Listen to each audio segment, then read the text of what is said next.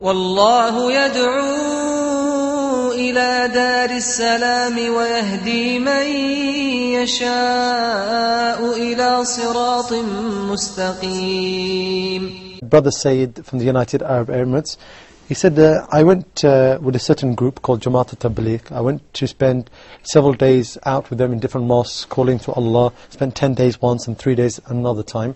I really felt good while doing this, giving da'wah to people, calling them to Allah subhanahu wa ta'ala.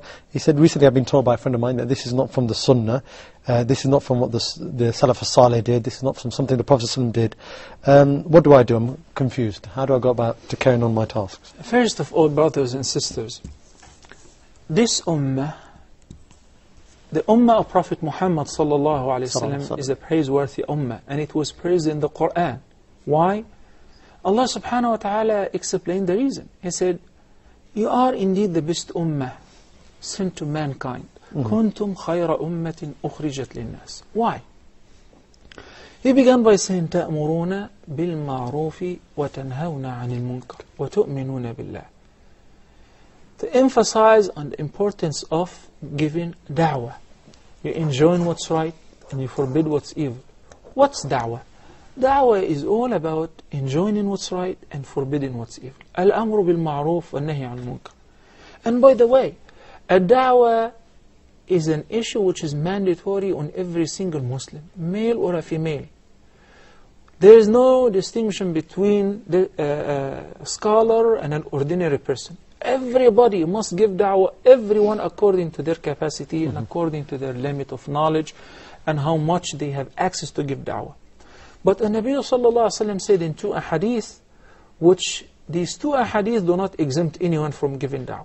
The first, in a sound hadith, مَنْ رَأَى مِنْكُمْ مُنْكَرًا فَلْيُغَيِّرْهُ بِيَدِهِ فَإِنْ لَمْ يَسْتَطِعْ فَبِلِسَانِهِ فَإِنْ لَمْ يَسْتَطِعْ فَبِقَلْبِهِ وَذَلِكَ أَضْعَفُ الْإِيمَانِ. Whoever of you sees something wrong, evil, mistake, a sin, let him change it. It is mandatory upon you to change it by any of these methods. The first one is biyadi, and the hand in this first category refers to authority. If you are an authoritative person, if you are an official, if you were given this power, you must stop this munkar which you see under your guardianship. What if you can't because you don't have the authority?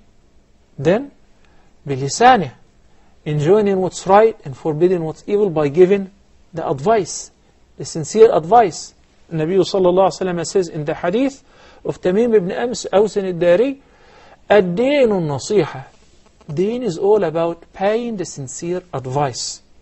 Then the third, that if you don't have the power of giving a lecture or preaching, of enjoining, or you're afraid that if you say anything goes to harm greater than the munkar itself, then the Nabi sallallahu alaihi wasallam said in the last category, something that did not leave anyone that could be exempted from giving da'wah, by saying فَبِقَلْبِهِ وَذَلِكَ أَضْعَفُ الْإِيمَانِ, by condemning the munkar by your heart, by wishing that the Muslim state will prosper and the salah will be offered on time and people will deal in halal transaction by your heart.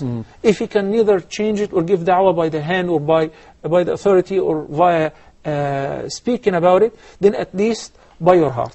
So there is no specific jama'ah that's taking care of this business, but there are scholars who have a greater duty of informing people about what's right and what's wrong. Then there is muftis who are in charge of giving the fatwa with regards to haram and halal.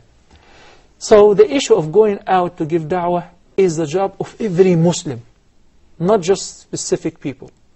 How? Allah subhanahu wa ta'ala praised in the Quran those who take upon themselves this task by saying, وَمَنْ أَحْسَنُ قَوْلًا مِمَّنْ دَعَى إِلَى اللَّهِ وَعَمِلَ صَالِحًا وَقَالَ إِنَّنِي مِنَ الْمُسْلِمِينَ. And who is better in a statement than one who is دَاعِي إِلَى اللَّهِ, دَعَى إِلَى اللَّهِ, and عَمِلَ صَالِحًا, and he himself is doing good righteous deeds, and he proclaims that I'm just one of the Muslims. And Nabi sallallahu alayhi wa sallam in the Quran was commanded, قُلْ هَذِهِ سَبِيلِ أَدْعُو إِلَى اللَّهِ عَلَى بَصِيرَةٍ أَنَا وَمَنِ اتَّبَعَنِي. Say, this is my way. I call unto Allah subhanahu wa ta'ala on proper understanding, insight, me and those who follow me. So if you are a true follower of a Nabi sallallahu alaihi wasallam, then automatically you're following his footsteps on the path of giving da'wah. So everybody must give da'wah. That for going out to give da'wah, may Allah bless you and the brothers who go out with you. But I just have a friendly advice. And next time, brothers and sisters, we don't have to name people and say Tableeghi Jama'at or this or this or that. The advice is general, is for myself and for others. We used to receive the Tableeghi Jama'at in the States, in North America, in Europe, and they're still doing this. So whenever they come, many of them speak to their Amir, that you can always come and you can always go and visit people, but with the Islamic etiquette, such as there is nothing that is called that you have to go out every month for 3 days, or 40 days per life, or 4 months per year. And Nabi sallallahu alaihi wasallam did not state that at all. And your conclusion of some verses or some understanding of the hadith is not a strong reference to mandate the 3 or the 40 or the 4 based on these references. So you can always give da'wah whenever. And if people are going out, traveling to another locality or another community to give da'wah, that's perfectly fine, as long as we're not making any innovation. This is number one. Number two, the etiquette of giving da'wah is derived from the Quran and the Sunnah. So, we're not abide by a single book or by the statement of any person other than the Quran and the Sunnah of the Prophet sallallahu alaihi wasallam. I held against some people that they have been stuck to one book, such as the book which just the sister mentioned, was talking about the privileges and the virtues of certain acts. And she said the tasbih, and she said it's stated that in Sahih Muslim. It's not in Sahih Muslim. It is a weak hadith. So why do we rely on weak hadith while we have thousands of sound hadith? Why don't we just study Al-Bukhari or Muslim or Riyadh al-Salihin, the Garden of the Pious, the 40 Nawawi hadith, etc. The sound hadith. And study the tafsir and study the sound fiqh without being rigid to a certain madhab or certain school of thought.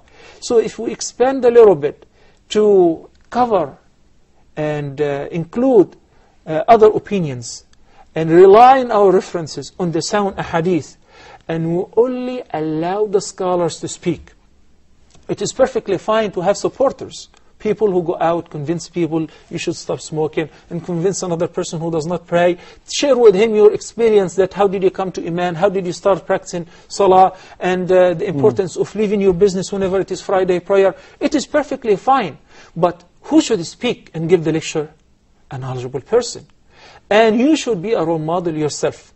So it is not possible to listen to somebody who has a convenience store, but he's going out to give da'wah. He's selling beer, but it is very fixed in his life that every month he has to go 3 days to give da'wah. Does it make any sense?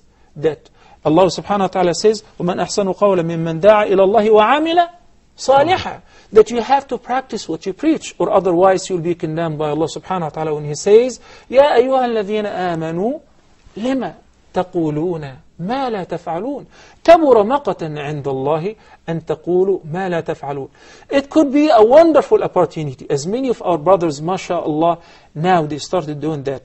When they collect people and they travel to a specific locality, it is not because it's a must to travel 3 days every month. Rather, we'll take it as a journey to visit our brothers in another community for the sake of Allah. And when we stay in the masjid or stay in somebody's house, we spend this time in getting to know one another, in visiting people for the sake of Allah, in studying the Quran and the sound Sunnah. So it will be wonderful if we have a scholar with the group who teach them, or go to visit a scholar so that we have a crash course in a specific science of the deen. These are my friendly and brotherly, lovely advices to my lovely brothers, whom I don't have any doubt that, inshallah, they're sincere in their intention. And Allah knows best. Jazakallah khair, Shaykh.